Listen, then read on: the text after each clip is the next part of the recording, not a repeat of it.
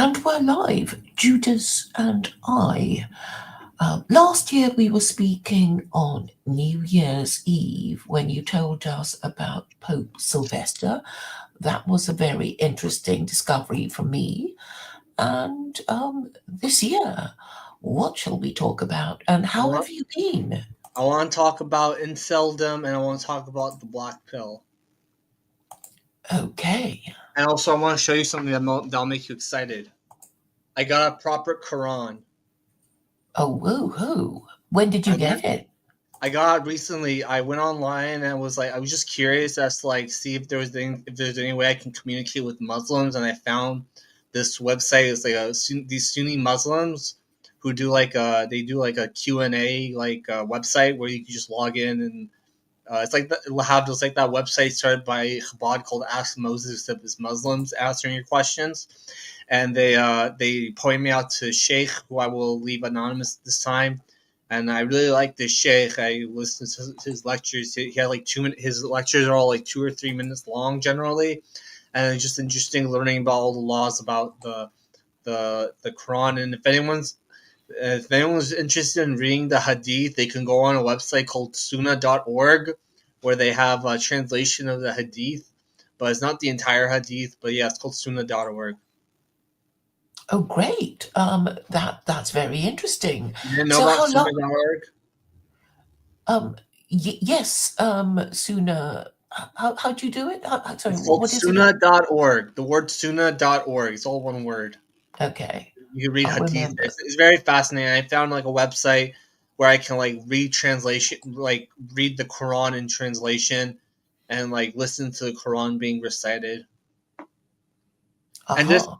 this one I got because there's a website. Like I'm not gonna tell people where they can get it, but there's a website where you log in and if you're not a Muslim, they'll give you a free Quran. So I got this Quran because I'm not a Muslim, and it has the commentary. It's cool. It's really you'll learn some Arabic if you're interested in learning Arabic. I suggest picking it up. This is the this is from discoveritsbeauty.com, from website Discover Its Beauty. There, I broke my rule. I told you where you can get it. Oh, It's pretty. well, I'm sure that'll be very helpful to lots of people, and I'm sure the website itself will want to have lots of publicity. I'm not Muslim or anything. I'm an Orthodox Jewish rabbi, but I like to I feel like I like learning about Islam because lahabdo, it's like authentic Judaism as it was practiced in the Islamic nations is more close to Islam. Like we dressed like Muslims, and we lived more like we had more of a Muslim mentality, for better or for worse. Yeah, I mean, I think it's very similar. I Ashkenazi mean, Jews are like white people LARPing as Muslims in comparison. well, I mean, as somebody who studied the law, I mean, I think it's just a pleasure learning about how different systems work and how they are, similar to each other. And I'm really happy for you that you found, I guess, a new toy to play with because you can understand its similarities and differences from Judaism, which is also a I think rule-based system. Sunni Islam is superior to Shia Islam. What? Because they're more Sunnis and Shias. Is that Maybe what you mean? I don't know. I think a Muslim skeptic did that down Hakikachu as a Sunni Muslim. He's a convert to Sunni Muslim Islam, so I think that might be have something to do with my predilections. Yeah. 80% of the Ummah are Sunni and only 20% are Shia. But I've been studying the differences, and it seems to me that they're both wrong anyway, and they should really, if they want Muslim unity, to bury the hatchet, so to speak, because they have strange or illogical beliefs and practices. But then I suppose these things kind of creep up on us, and we don't quite know, why, we do something. And when we ask, we're told it's tradition. And I think maybe Jews have similar things called hukim, right? You have things you can't quite explain why you do. Yeah. So let's talk about incels. What can you tell me about incels? Go on. Well, yeah, I'm an incel. I hate my life.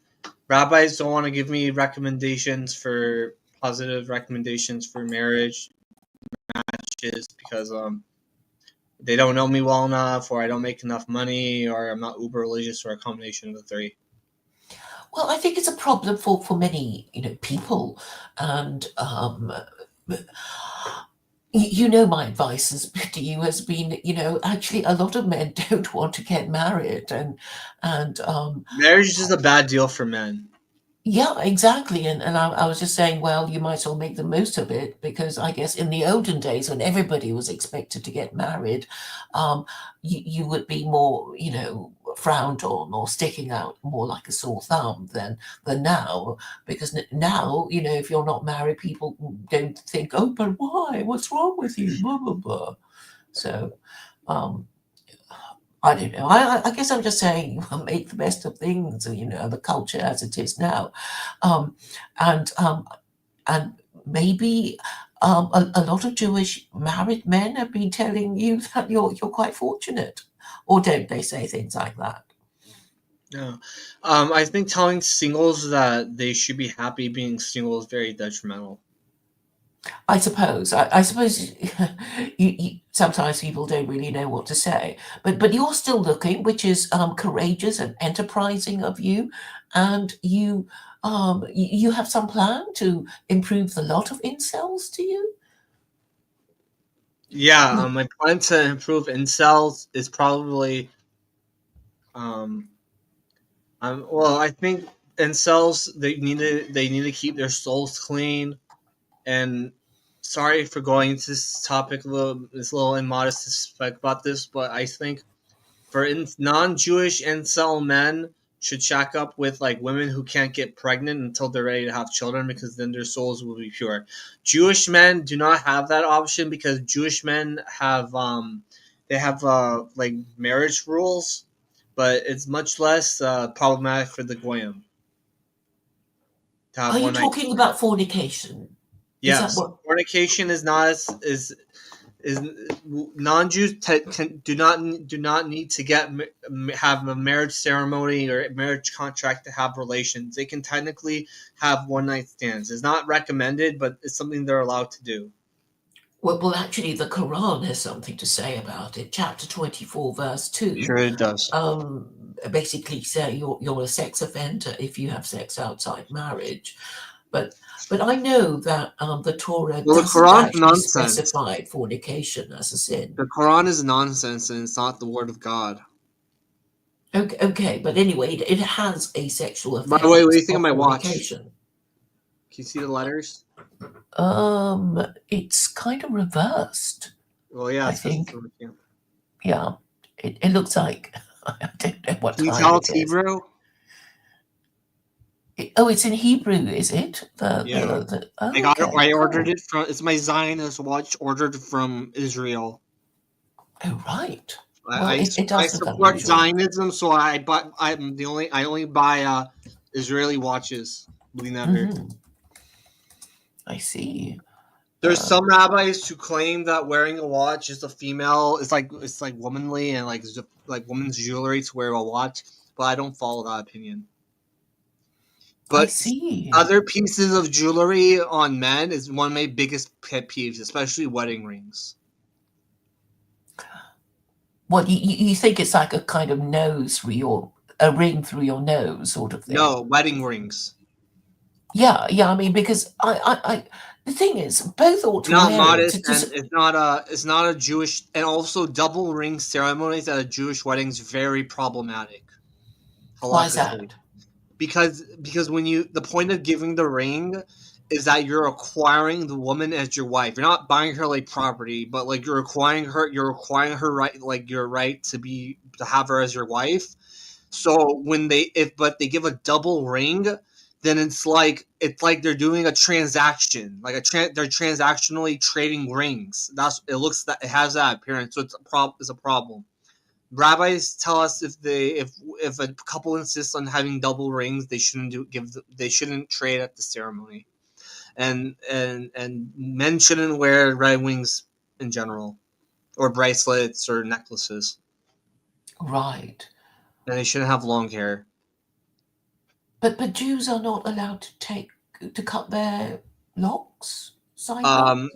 so a Jewish person, if when he goes to a when a Jewish man gets a haircut, he should tell the barber, um, give me a number two haircut on all sides. All the sides should be even and at a level two. Especially the payout should always be maintained at a level two. Some people are like me; they tonsured their hair. I should like this, and they Hmm. leave because the hair here represents judgment, but the hair here represents kindness and mercy. Oh, I had no idea about the Jewish haircut. and That uh, and also, um, according to the teaching, the Kabbalah of Rabbi Isaac Luria, and this is the custom of Chabad, a man should not allow his payout to payas to grow long. They should be maintained at a level two at all number two haircut at all times. what is the peyo? Just to be clear. The payout or the hair on the side. Okay. But I have to say, I haven't seen this sort of haircut on Jews. It seems You to me have to Jews go have to like every very haircut. creative. You have to go to ultra orthodox enclaves in New York and Israel to see people like that Okay, in high concentrations. right. All right. Outside of Israel, people are more vain and they like their hair. Yeah, what you're saying that Jews outside Israel are more ostentatious in showing off their Maybe I jewelry? guess they don't want to they don't want tons through their hair. I don't know. Ask them why they don't. Right. I mean, the hats are pretty cool. I think the furry hats that some Jews wear. Did you see mine? Yeah, yeah, that was really impressive. Yeah, But I I'll guess it probably must be bring it up. really warm. I'm fine. I have very high hot heat tolerance. Hmm. Hmm. So, So let's talk about more about incel and black pill. What do you think of the black pill? well, we shouldn't be too black pilled because if we get too black pilled, we might, well, find life not worth living, and that's not the idea at all. If you want to think in terms of human survival, so we shouldn't be too black pilled, and I guess we should try and make things work. Well, that's because you have religion on your side. But so do you. Oh, You're, you're, you're not sure. But I think yeah. many people who claim to be religious are not, maybe. In fact, it is my theory that a Well, lot I'm of black people, pill because of my personal life experience. but that's not to say that you don't have fun. I mean, you have your YouTube channel and you talk to your friends and you have your interests and life isn't a horror and a torture for you, is it? Okay, I suppose. I mean, you Yeah, might but think that if my cortisol levels are through the roofs because I don't have a woman. but Like for she, example, my one of the local rabbis, he texted me. He texted me this like a Hanukkah fun day barbecue for kids, and it's like I said like Emir say Hashem, find me a wife, and I might come with my future kids, and I put a laughing emoji, but really I was crying inside. Yeah, but I'm sure you'll find lots of Jewish men who think that their wives and children are a terrible trial and they were happier before they were married. No, Maybe that's a horrible thing to say. I know, but I mean, A there lot are of so those many people problems are who are self-made. already Those divorced. problems are self-made. Yeah, it's just that other people can be a bit of a nightmare and not see things, By the way, our do you way. like my tie? Yes, I do. I like the way you trouble to dress up, and it's blue. It's a nice blue, isn't it? Yes, this is my favorite color. Hmm. White and black, Oh, white and this shade of like navy. I don't know what shade of blue is like sky, not sky blue. It's not definitely sky blue. It's like navy blue. I think. It looks like aquamarine to me because it's quite a light color blue, isn't it? Yeah, it's a light blue. It's a very Yeah. calming color. Uh-huh. And Yes. oh yeah, for the last like 4 weeks, I've been like giving Torah sermons at my local Chabad synagogue, where like I take a book off the shelf, but I try to only read things in Hebrew, and I totally mog. Do you know what mogging is? No. Mogging means like when like you're like it's look it up on Urban Dictionary. Mogging's like when you like show that you're really alpha. So I take out like the Talmud and I start like translating it in front of everyone for the sermon, and like everyone's all amazed by my like ability to read Aramaic and Hebrew. But like, and like I've noticed whenever I come to synagogue, like there's this one guy who's like maybe a little bit younger than me. He's a good looking guy, and like the young women who come to synagogue, they don't greet me, and but they like all talk to him only, and they never, and it makes me like sad. So like I feel it. So what I do, I take that energy and I just like try like I focused on like having like getting a really good sermon for the synagogue to translate for everyone so I can mog in that moment, Hmm. because like I feel like my manhood being taken away. Does that make sense? But and it worked, did it? They were Yeah, it impressed. was. It was good. My mom, everyone was really pleased with the with the sermon, and I've been doing this for like last 4 or 5 weeks. Before Would you I like was to give us a sermon that you can remember? they're kind of all for like a Jewish audience. You don't think we'd understand? You won't the people in the people won't like appreciate it, and part of the reason what makes it like remarkable is that I'm able to like remember the sources and like pull it off the shelf on the Sabbath when we're not able to use technology to look stuff up. part Right. Part of it is part of the art, part of like the beauty of it is like being able to like know your stuff without having to refer and like memorizing sources. So basically, you're telling stories from the Torah, right? In the You're giving them. Talmud, one time I read Rashi. I translated one of the commentaries on the Torah, but most of the time, majority of the time, it's been passages from the Talmud. Right. So your sermons would they be sort of like Rabbi Misraki when he basically No, it does was the well, reading and kind of. It's I don't. I mainly read from sources. right. Well, Like I might say like, oh, the such and such commentary on this passage says such and such. wow, well, that sounds really impressive. But I Thank suppose you. I was hoping you'd give us a flavour of your, Well, it's like I would read learnedness. like this is like Rashi, Hmm. and like I would like one time like two last week, I not the last Saturday but the one before, I like read like one of these, but it didn't have English.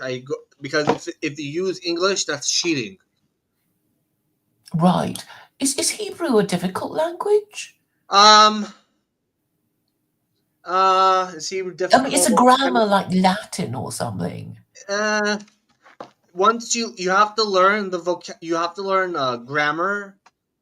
People who only uh uh grammar might be difficult. It might for people who are used to Germanic languages. But once you learn grammar, it's just a matter of adding the vocabulary, and people have difficulty pronouncing the words. Right. So are the tenses quite hard? Are there many tenses? I mean, because Um, the quite a lot of them in Latin. Maybe I'm not sure. It's sort of like, Actually, I have best you can. something. Oh, just a moment. Okay.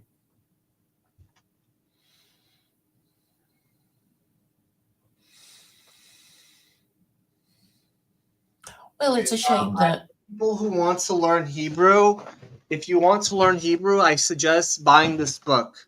This is Mhm. called The Easy Schmeezy Guide to Hebrew. Sorry, it's reversed.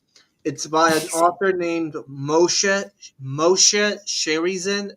Sherizin is S is in Sam, H is in Henry, E is in elephant, R is in rhinoceros, I is in India, Z is in zebra, E is in Elephant and His Nancy, Moshe Sherizin.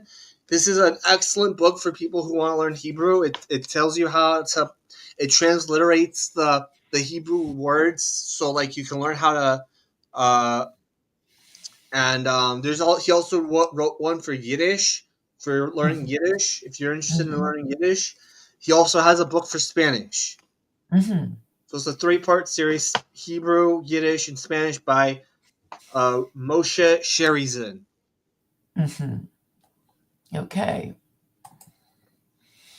Yeah, Lambie in the chat says back in the day Hebrew has something like 8,000 words. Probably less than that.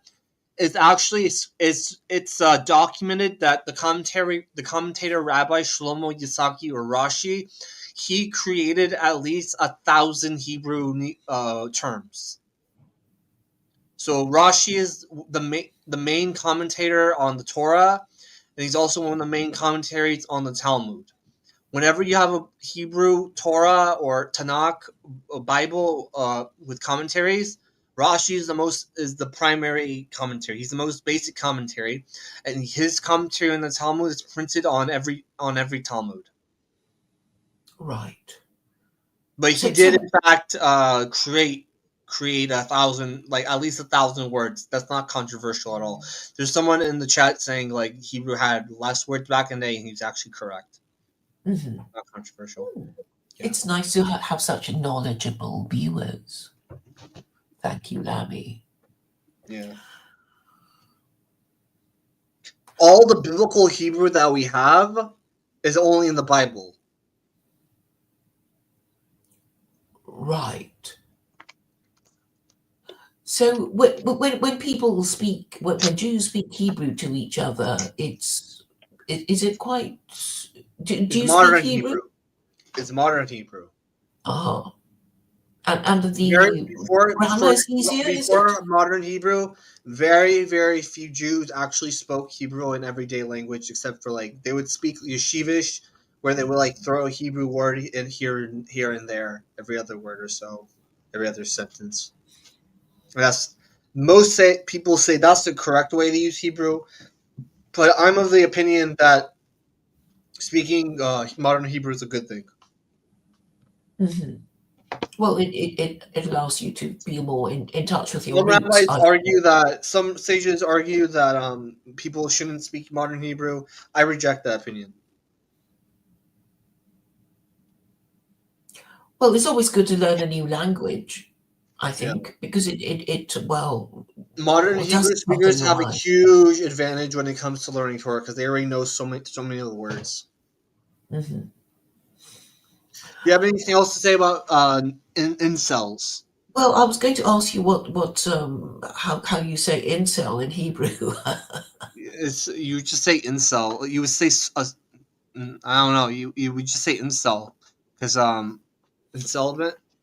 Wait, Mhm. English. Let's see what the English to Hebrew translator says. So celibate. Pre-shoot. Pre-shoot Right, means abstinence.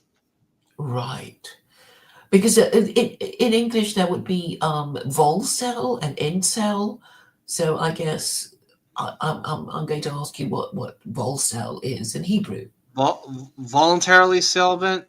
Yes, and Vol incel is involuntarily celibate, right? Pre-shoot meratzon. Abstinence from ratzon. Ratzon means will. So willingly. Meratzon means willingly. Uh-huh. And is there a Jewish marriage crisis? I hear about these things. Absolutely, there is. My rabbi, maybe we could watch some of it if you like. He has a Hananiah Weissman who you crossed swords with in the past. Yes, I Um, have. he made a few years ago. He made a documentary called Single Jewish Male." Do you want to watch some of it? Yeah, yeah, I would. Well, we are. This is. Oh, Claire, I have a request. I have a suggestion. Hmm. On the title of the stream where it says "Incel Zionist Hanukkah, Rabbi on Hanukkah," I suggest putting Hanukkah 2024. Alrighty. So in the future, people will know like this is what year this was and stuff. Good idea. And it's 5784, is I it? think it's current Hebrew. I think 5785. Let me just look it up to be certain. 5785. It's 5785 according to Okay. Google. Okay.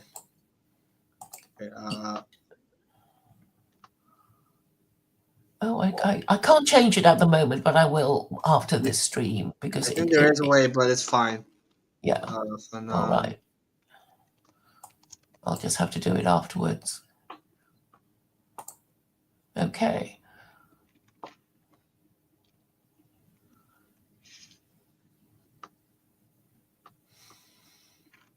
Hold on. Oh, so are you saying YouTube restricted Hanania Weissman's video? No, with my parental block. Okay, which you're going to sidestep. Well, it's not sidestepping. It's just for some reason, single Jewish male, Weissman. Here it is. Yeah, I can't get pornography on this computer because of my parental block. Well, just as well. No. So one of the boys they were looking at, I think he had no hands. Okay, Nebuch, what can you do? Right? You hear it? Yes, I can. Right?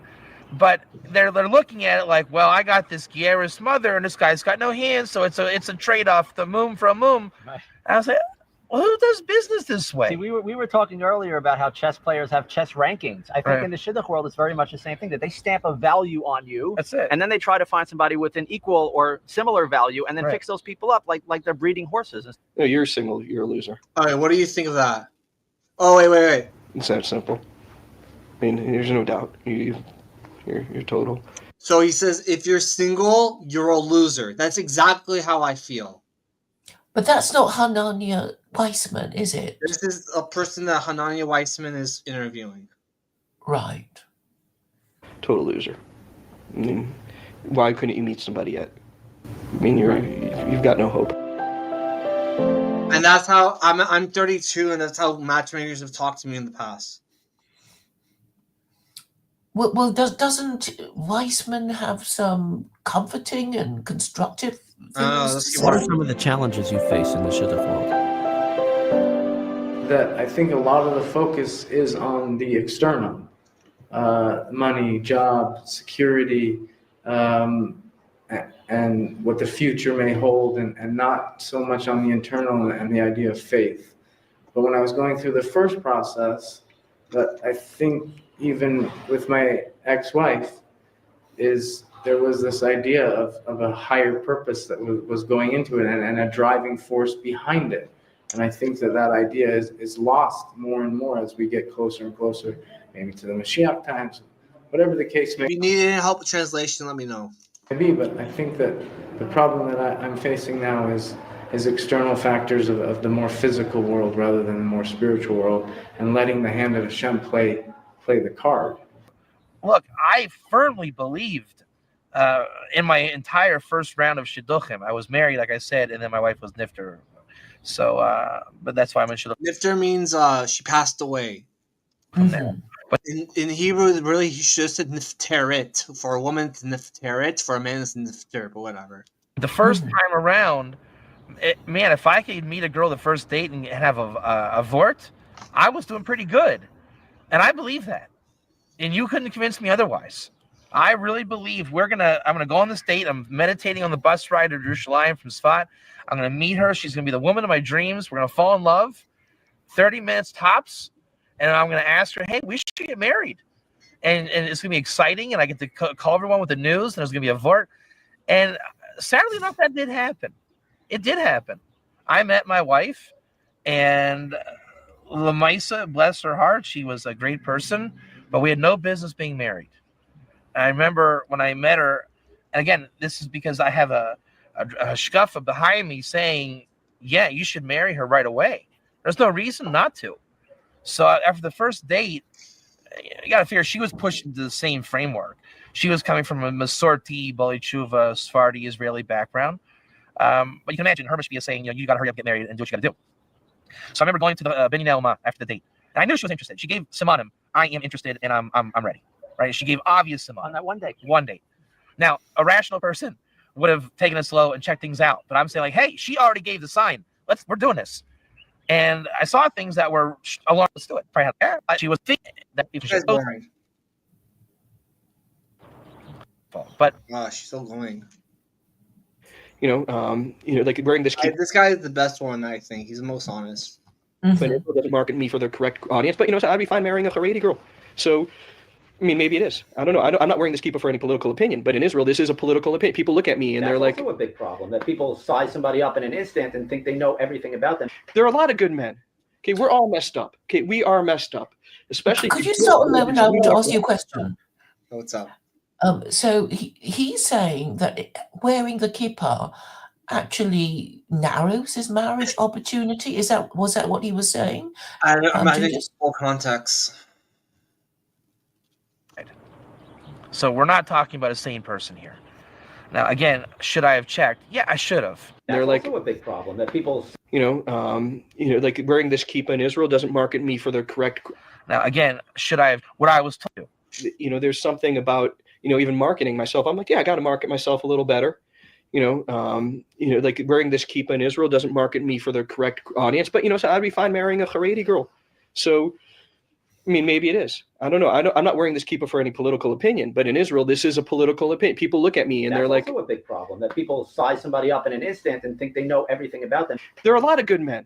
Okay, we're all messed up. Okay, we are messed up. Especially if you grew up religious, you never learned how to become vulnerable. You didn't. You don't have the ability to, because you were never physically vulnerable, you were never emotionally vulnerable, and you never learned how to be emotionally vulnerable. To be able to say to somebody, "I'm into you," is not an easy thing for a religious guy. At the end of the day, we're not afraid. We go out there, we go on this amazing date, we feel confident, we listen, we share. This guy is so unattractive. What do you think, Claire? What do you think of my analysis? Well, maybe there are girls who, don't think looks are everything. But I thought it was interesting that a guy who said, if you're unmarried, you're a loser. I guess he was referring to himself, and he was saying that wearing a kippah actually made him have fewer opportunities. Is that your understanding? Yeah, I think this guy is like very modern in some ways, and maybe because this guy's a comedian. You didn't get that. You didn't catch that at the beginning.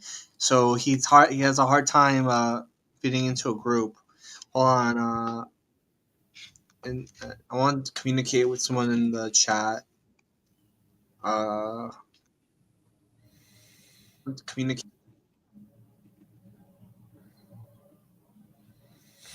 So yeah, keep going.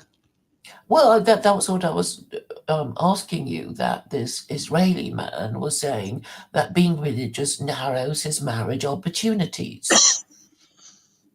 So Yeah. I guess that's bad for religious people. Yeah. That women are saying, "Oh, I'm not going to marry you." Rabbis who get married at like the age of 20, 21, like they're not able to relate to us at all whatsoever. Yeah.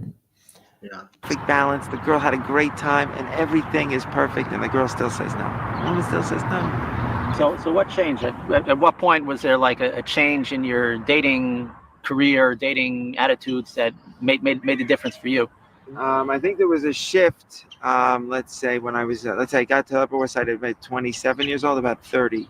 So about 3 years in, I started to realize that if I didn't make some changes, that I could be there for a long time. I went to a workshop.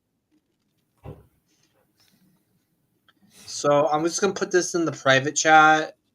I suggest this is good. It would be a good thing to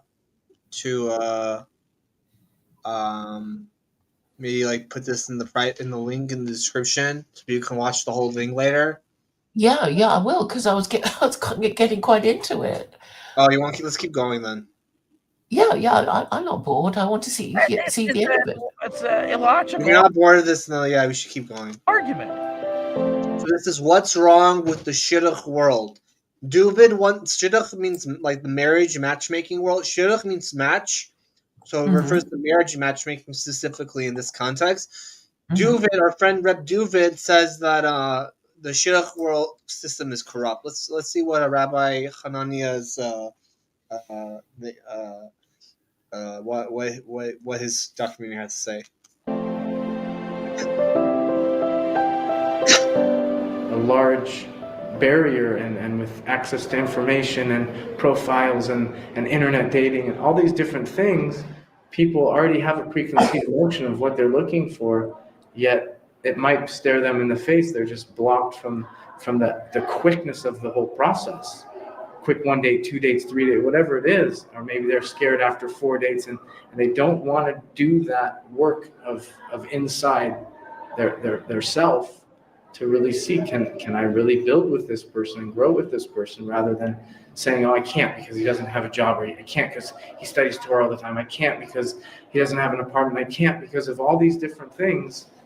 It allows them to really focus on that external measure when saying that life is about these challenges, and working together makes those bonds stick. I mean, like the biggest issue is people don't know how to have a relationship. We all have a dream. We have a dream of what it could be. And the dream in our minds is better than the reality. But the reality of being in a nice relationship with somebody that cares about you is much greater than the dream. But we don't know that. So we kill relationships right away. First of all, open up. Okay. Just you wanted somebody exactly like that person who got married when they were 20 or 25 or 30. It's not happening. It hasn't happened. You could still want that, but if you want to give other things a chance, give other things a chance. For me, it's Shomer Shabbat, Shomer Kashrut. I know I need that. Otherwise, I won't get any money from my parents. So I need that. But for other people, just be willing to open up your heart. A true match that is ordained from heaven, but it takes constant work. And the real work is not calling a shotgun or putting on a profile. The real work comes from my midot and my good deeds. And the more that I do, of course my faith will get stronger. Of course my guy needs to wear colored shirts, or he needs to dress Hasidic. outlook will get stronger, because I find a better person within that's more positive, that's more outspoken. Why? Because I have faith that it's going to happen. And Queens community, you're dealing with a community of people who, are constantly worried what the other people are going to think. Yeah, I think it would be great. It would be great if we just had this whole thing where there's total like heter time. Total, everybody's permitted to do whatever they want as long as they're developing a relationship. Okay, this is the time. Okay, this is for people over 30 who are still single, because they're going to be single forever if they don't learn how to interact. And just however you feel, just do whatever. Try to develop a relationship. This is break heart time. Everybody's allowed to break other people's hearts too. No feeling bad about breaking hearts. Not doing it on purpose. Yeah, no, who cares? Yeah, just get over it. Get over it. Just open yourselves up. Just relationship. Just that has to be the message. Develop relationships. Be willing to have your heart broken, and do whatever you have to do to develop that relationship. We think of his advice, Claire. Yeah, it's good advice. Well, there's no choice anyway, right? Everybody's going to get their heart broken and their feelings hurt. They just have to. Lamby in the chat says, guys not standing on their own feet tend to be a huge turnoff for women. What do you think? What did he mean by guys not standing? You mean having a job? Well, yeah. I mean, you're not going to get a woman if you don't have a job. I mean, the least you can do is, have a steady job for her to, consider you.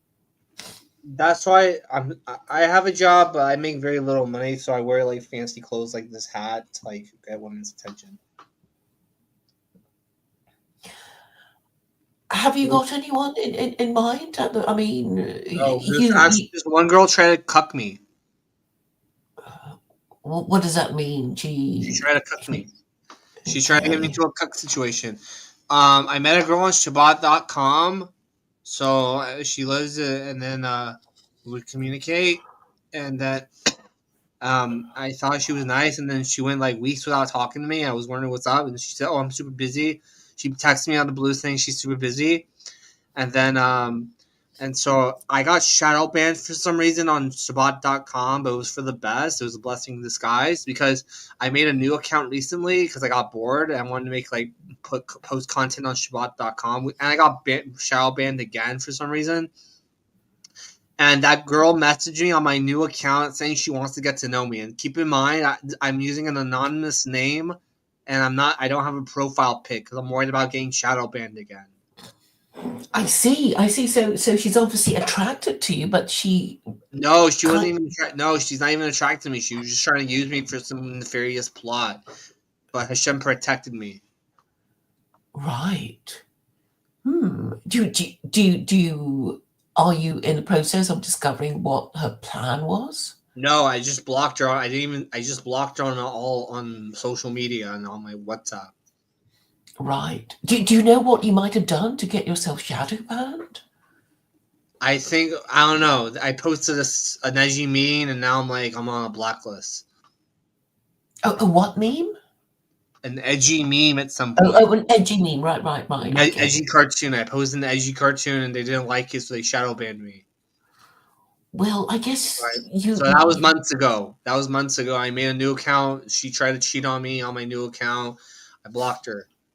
Right. Do you want to share with us your edgy meme? It was a clip from a Family American Dad. You want to see it? Yes, please. Funny. It's really funny, actually. And thank you for I like watching this stuff for people.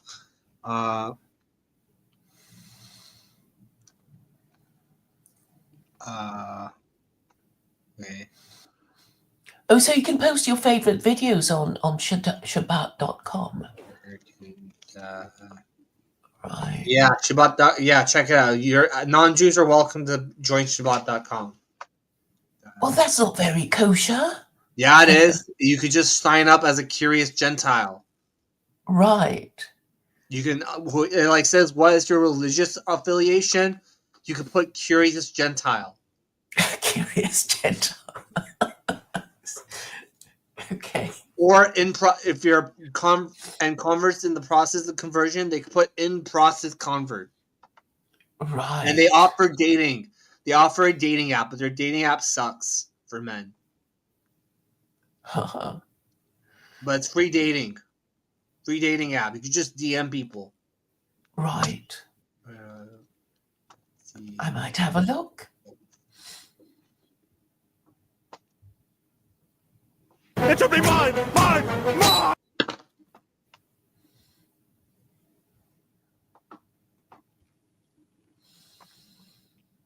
You asshole. Salt.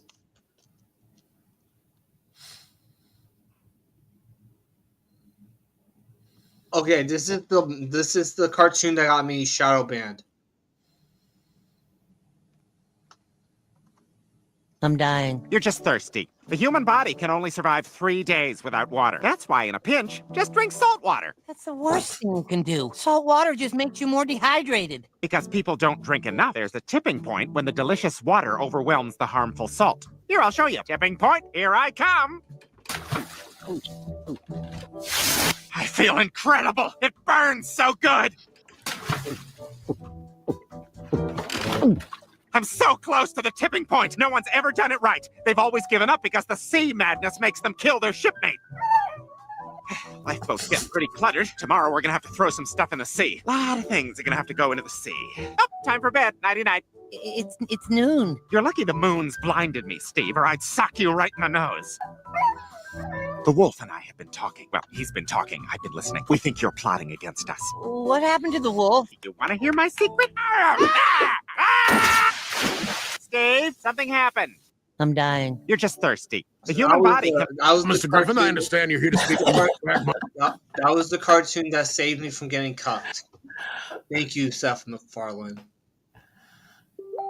It's not quite appropriate for a dating website, these cynical videos talking about. It's not a dating website. It's a social media website. It's a social media website that offers dating. it's a Jewish social media. It's like an Orthodox Jewish social media, but they're not really that Orthodox. But the rabbi who started it's Orthodox. He used to live in my city, in my neighborhood, actually. Oh, So some deep lore for y'all.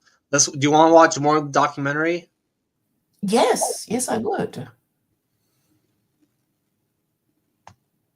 Okay. Because you're not allowed to talk, and you're not invited to talk. And I find I have to restrain myself and hold myself back.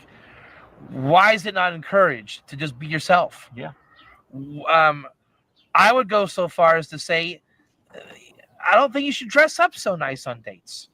I'm not saying wear flip-flops, but I think casual dating would be much more effective. Meet on neutral terms. Dafka, don't expect to get married on the date. Go out on a neutral date to talk. We're not here to even look at the looks and beauty and perfumes and colognes. Again, we're not saying go stinky with flip-flops, but how about be you? It's like, let's go on a date, and I'll tell you how I would be if I was being me, and you tell me how you were being if you were being you, and let's talk that way. Let's just talk. And what do you want to talk about? Whatever we show up to talk about. It could be that you're upset that your street's closed for construction. Let's talk about that. That's how life works. It just works. When you contrive life, it doesn't work. Shidduchim is 100% contrived. She says that our personalities. What do you think of that, Claire?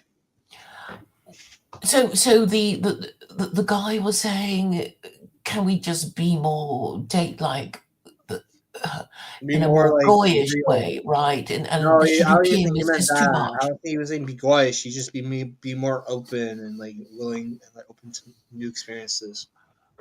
And not I mean, goyish. do you agree? Do you agree that I don't that's know. how? I have no opinion. Right. Because I guess that was a traditional way.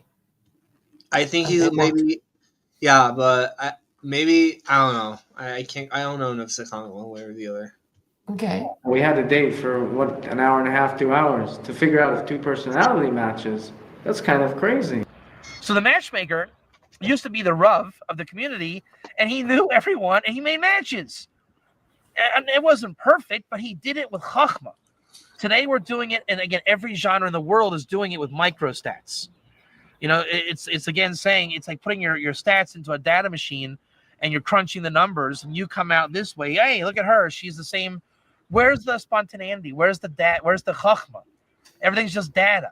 Right. There's no romance. There's no people liking each other. That's an usher word. You're not allowed to like anybody. Yeah. Liking's not encouraged. And that's what was missing from the last shit I was on. Great person, quality person, a lot of potential. It never turned into a like on any level. So then I had to imagine likes that didn't even exist. You know, that maybe it's what the attraction is that if we would marry, we would like the same thing. You know, you're imagining. Right. You have to like each other and the same things now. They're not good enough to date because we don't have the best job or little annoyances of the other person, and these little things can bother us. And deep down, it can just be a fear of moving forward, of changing our lives. And it can be that simple. It can be more complicated, but it can be that simple. And people are dismissing each other on both sides, both men dismissing women and women dismissing men for all kinds of very logical reasons. But deep down, there's just these fears holding them back. You know, each person is an individual. I'm not saying it worked for a lot of people, but it didn't work for me. So those people who it didn't work for tried to push us to just be more fun, friendly. You don't have to show up to the events to, you know, if there are events, you don't have to be that mediator.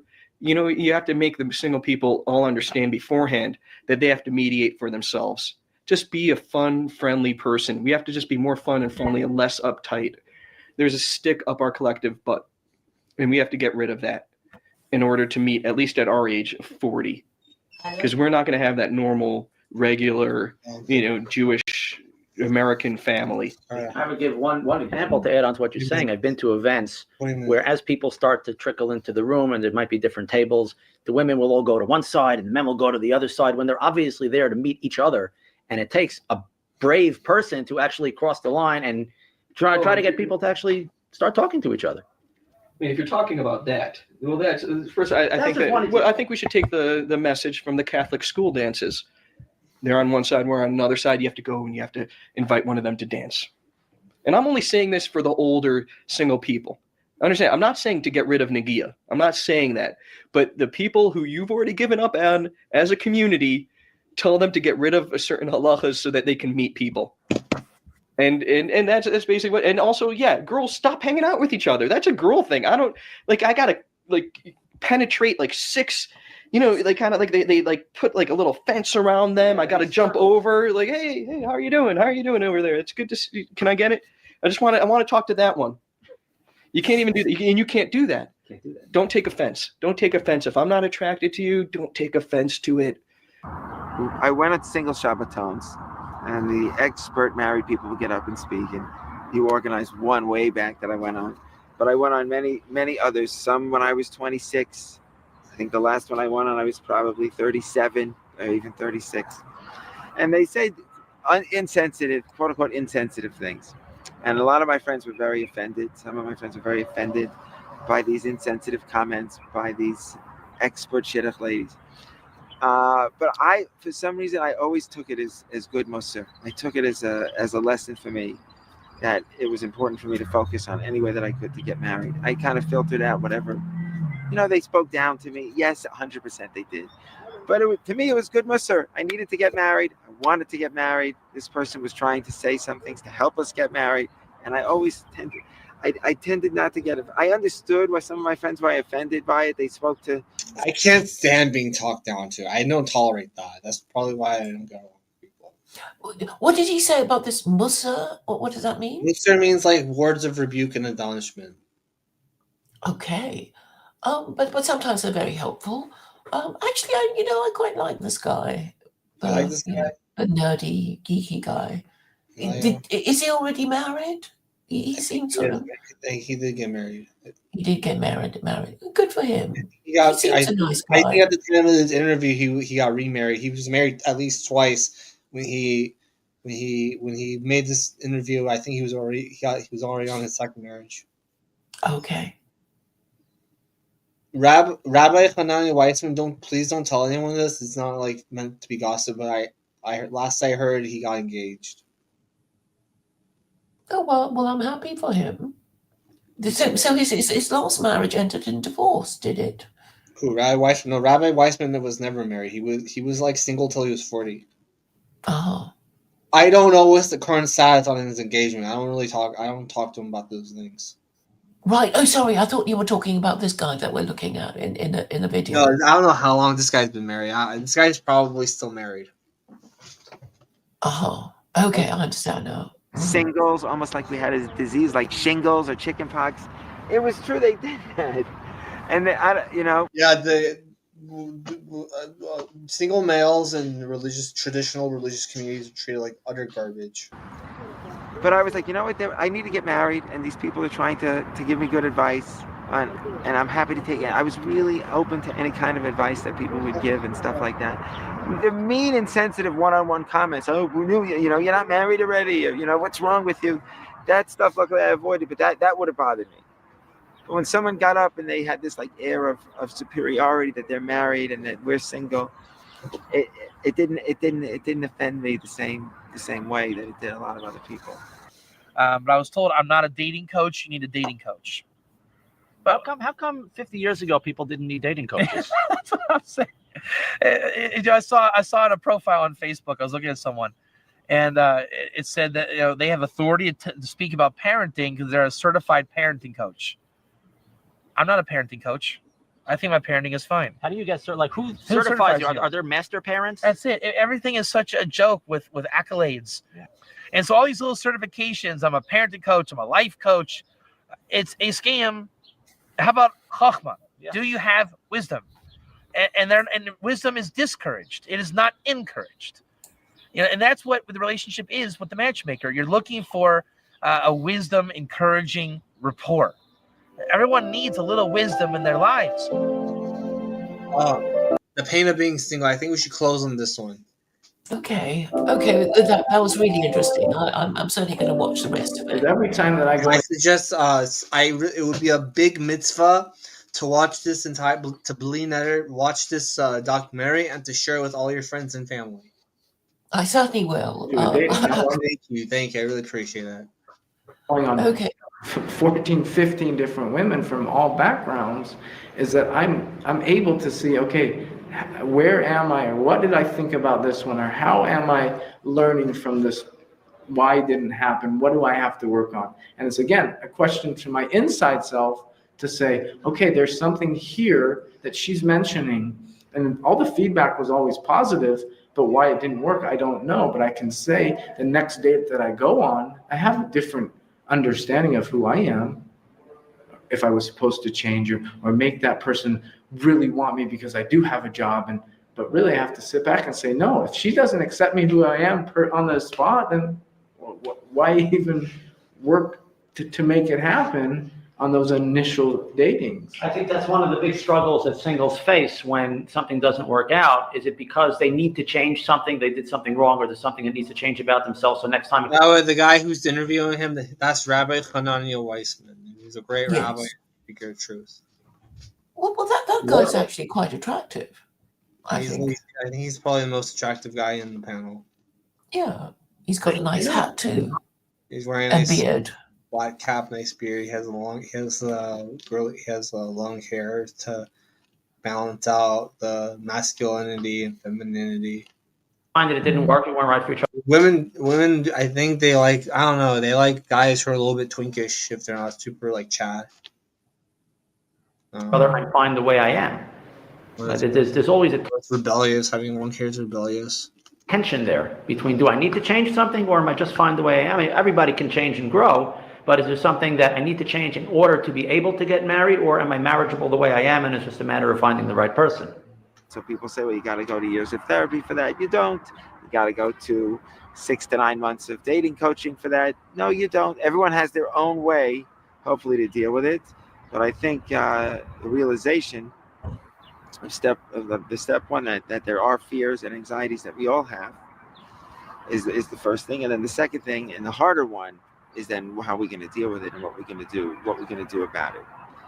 And of course, the third thing, and Hanan and I we've spoken about this so much, is the lack of control in this process. We don't have control. Rabbi is shul, and I feel like I'm an important person there. I'm the youth director. I didn't look into the youth directing job. They wanted me. I didn't show up, and I didn't say, like, Rabbi, I'm a 40-year-old single guy. I want to work with your kids. That wasn't the sale. Okay, I don't even like, honestly, like, a kid falls down, I'm like, good luck. Right. I don't want to lose, because I know you could go to jail for like helping kids. So I don't help kids. I mean, I do feel useful though, as a useful part of the community.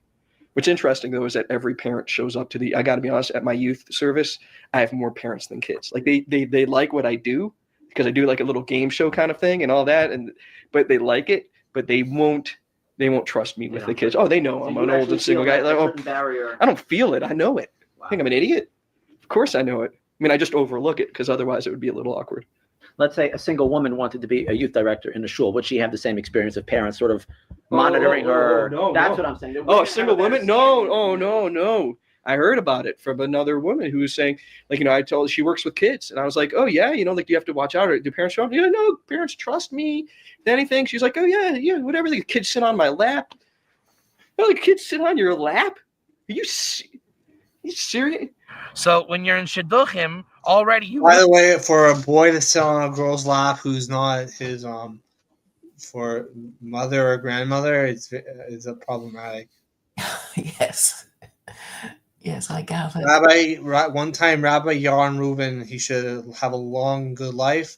He once said there was he saw a video of a Jewish school teacher, a Hebrew school teacher, who was hugging her male students, like little 5-year-old, 6-year-old girls, boys. I mean, and it bothers him very much.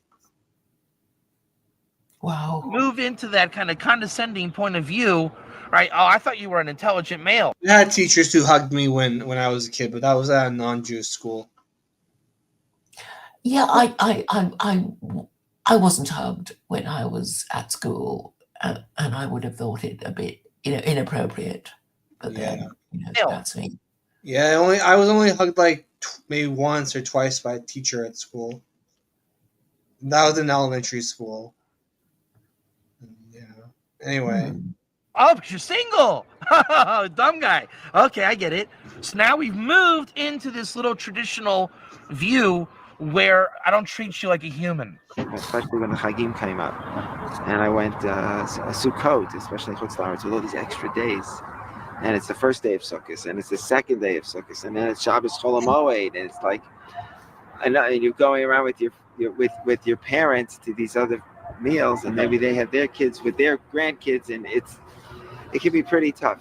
But I'll tell you this: I think that Shabbos is the hardest thing for a single person. That's really the hardest thing.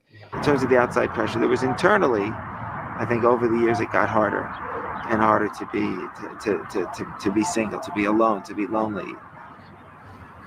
As we've discussed before, you think the women are a little bit, they wear it more on their sleeves, Right. how lonely they are. But guys can be very painfully lonely. We don't talk about it much with our friends. It's not the kind of thing we do. We get together, maybe we play it. That's so true. We play some sports. We talk about the NBA Finals. You know, Or they might joke about it. we joke about it. Yeah. We could joke about it, but to sit there and say, "Oh, I'm so lonely. I wish I had a woman," it's just Yeah, it's really not a guy thing. It's not. It's not. I love their honesty. Mm. You know, be a man. Go find one. And one thing I never see expressed is there are a lot of great Jewish men out there that are having a hard time, that are single, would make great husbands and fathers. We have to daven for them. We have to try to help them. We have to at least listen to them and care more about them. I've never seen that expressed. It's always about the women. And of course, I want the women to be happy and cared for as well. This is not men against women. Yes, they are so gynocentric. Well, you need to be if you're wife hunting. I hate this gynocentric world. Them all to be able to work together, but I never hear the male side of the story. It's always taken for granted that if you're a single man and you bring anything to the table, that you'll have droves of Jewish women just lining up desperate to marry you. I don't think anything could be further from the truth. I want to get your perspective on that.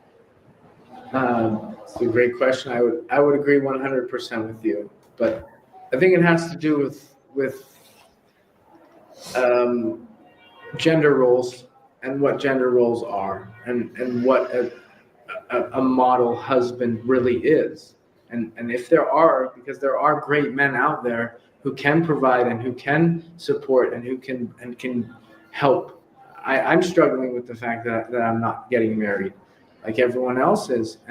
But I think that the men also have to stand up together and say, look, we are being taken for granted here, that what a good man is, and they're not being praised for being a good man, and really exemplifying those roles, or having a model of what a good husband really is, or what a good valuable match is. So it's being not like praised enough. The woman is always praised, but a man who is really working on himself and who really wants to get married, it should be a cool thing to marry a guy that's cool. Went to this huge single meal. It was like 160 people, 160 in a living room, but it was a living room like 4 times the size of this room. So whatever it was, I mean, we were sitting there. Somebody gets up to give a speech. Who is it? It's the only married person there. Like, you have 50-year-old single people. Some of them are rabbis. You can't trust them to give a speech. And I'm not saying rabbis are the only ones that could give speeches. You know, I'm not saying all rabbis know how to give speeches. But this is a guy, you have him come in and giving a speech, and he starts giving this whole speech on how you have to not be you. That was his message. Don't be you. Not be you. Yeah, you have to change. It was all about change. Like, you have to change. He was like that. He was like a 1950s boxer. Like, right. You have to change and make yourself, better and be a different person. Everybody tells you when you messed up so much with yourself. He was telling you to be anybody else but yourself. Yeah, it was the most inspirational. And then the greatest part about it, like, he lost everybody, and he knew he lost everybody. So he pulled the Holocaust card, which was great. Like, it was the most brilliant thing I've ever heard. Because he was like, and Hitler would have wanted. Would the Nazis have wanted you to be single? They would have wanted you to be single. And I was like, It's like, way to pull the Nazi card back. Because knew we lost everybody. Then everybody woke up. You ever been at a shidduch conference where the speakers and they're saying things like, there's so many great single women out there, or where are all the guys? And you're in the audience, you're like, hello, I'm here. It's not so easy like you make it sound. No, that's it. That's a good issue you bring up, because in terms of being a man and being single, there's also this level of commitment to Judaism that plays a huge part. I lived in a modern Orthodox. I grew up modern Orthodox. Went to yeshiva and YU, became a little bit more from, like a lot of people did, a lot of friends of mine did, and then get a little, you find your kind of find your kind of place in religion, and then you're single. And as a single man, not even talking about the loneliness, you have halachic issues with being a single man, and it's very difficult to navigate, because on the one hand, if you're dating not for marriage, then you're breaking laws of nida, being with women, intimacy before marriage. And then if you're alone, then you have to deal with your own self-control and your self-urges and things like that. You want to, as a single man, you want to try to follow the laws, and the laws are not so easy, the Jewish laws. You have to get up in the morning, we have to go daven and wash our hands and say Shema twice a day, and then to be a good Jew and all these things, and to learn Torah. And then the intimacy laws tell us that we can't be with a woman unless we're married. So then you have a single guy and he's stuck.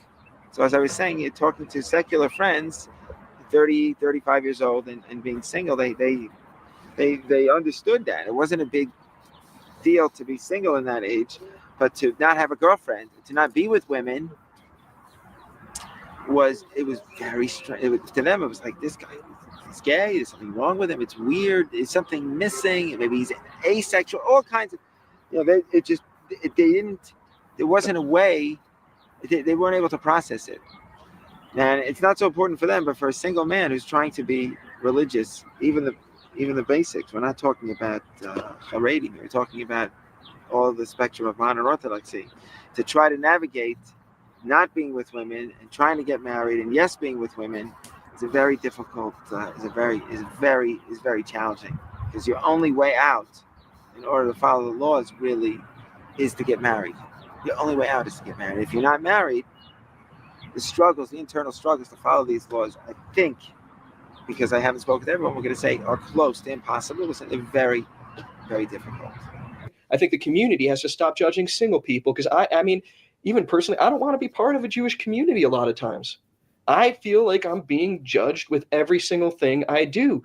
Let all single men wear a tallis above the age of 30, because otherwise it's awkward. It's awkward. You can't do certain things. As a single man, even a non-religious single man, you can't do certain things. Can you?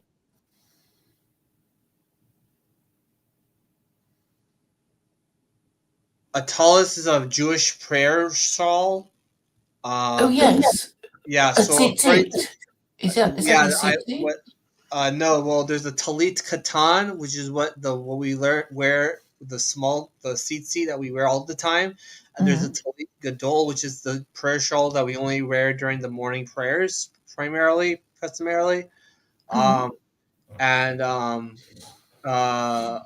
The Ashkenazi custom is that men only start to wear a talit gadol after they get married.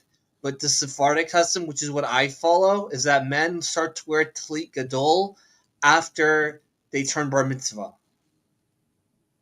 Right, that's more egalitarian, isn't it?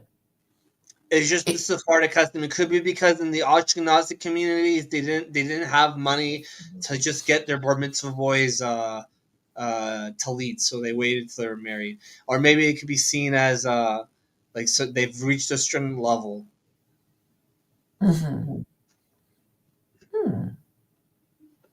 Yeah, but the talit katan is by every community and Jewish community. We are taught that a boy starts to wear talit katan after he becomes potty trained. Right. I'll have a look at it. I'm not allowed to be an uncle. I'm a 40-year-old single man. I'm too old to be an uncle. I'm not allowed to go to Little League baseball games. I show up to a Little League baseball game, I'm attacked. Like, mothers are like, who is this guy? Oh, yeah, uncle. We all have little nephews, don't we, sick man, you clown, showing up to this Little League baseball game. Yeah, we all love watching little kids in tight pants drinking Kool-Aid over there, you sick uncle. Yeah, yeah. Now you're hugging him. Now you're hugging you sick man. You're hugging. Who is he? He's not your nephew. Yeah, nephew. Yeah, where's your wife? You sick man. Showing up. You should be a red dot on Family Watchdog. That's what you should be. You sick man. That's why I can't go to jungle gyms. Not allowed to. But women could do whatever they want, so they don't have that problem because a woman could be sitting there like, oh, don't ride the horse. Ride my here. Come over here, Timmy. Right on the leg. Let's go for a little popsicle. Where's Tim? Timmy went with Karen. Karen's fine. She's a single. It's not a man. Karen's a woman. So they could do whatever they want. Like, oh, where is it? Don't worry. She wanted to get him a popsicle. It's fine. She took him to, don't worry. Nobody knows her, but she wants kids. Right. It's fine. That's fine. But I can't do. I can't be an uncle in shul. I'm not allowed to be a candy man. I can't be part of the community. And even if I do have a tallis, everybody else could do it. Want to talk about double standard? I can't put little kids under my tallis either. So, you want to talk about double standard, that's what happens, but you're all part of it. You're part of the community, but you're not. Right. The dividing line is blurred and roles are being swapped. And I can say again from my first marriage that there had to be particular boundaries and roles for each other. It's an equal relationship. But we're different. We're supposed to be. And if we want to start mixing roles, you're already causing a chaos. But the women aren't doing enough to be even a product to be married. And a lot of the dates that I have been on, even though I looked at it from the standpoint that this was a blessing that I could be blessed with my zivuk here, as my Rosh Hashiva Zichron Tzaddik Bracha asked me with my fruit with go. Okay, I have to cut the stream a little bit early today. We've been going on for an hour. I think that's good. What did you think of the stream, Claire? Well, I've enjoyed it. I'm enjoying the video, so I'll certainly watch the rest of it on my own. Yeah. I request that you please. Oh, you changed the title already. Very good. Thank you. Yes. And you even put the Hebrew here. Very nice. Thank you. If I request that you please put the link for the documentary in the description for the people who want to see the entire thing. I highly recommend that people share Rabbi Weissman's content, especially that documentary, to all their friends and family. Rabbi Weissman's content. He also has a channel on Rumble that he updates weekly with very unique lectures, and he has a newsletter. You can look into his newsletter. Email him at xndthebradness@gmail.com. That's X is an X-ray, E is an elephant, N is in Nancy, D is in David, T is in Tom, H is in Henry, E is in elephant, M is in Matthew, A is in Adam, D is in David, N is in Nancy, E is in elephant, S is in Sam, a second S is in Sam. xndthemenace@gmail.com for his newsletter. Please share his content, especially the documentary Single Jewish Male. Thank you. Good night. Happy Hanukkah to all my fellow Jews. And the same to you. Shavua Tov to everyone. Bye-bye. Bye-bye.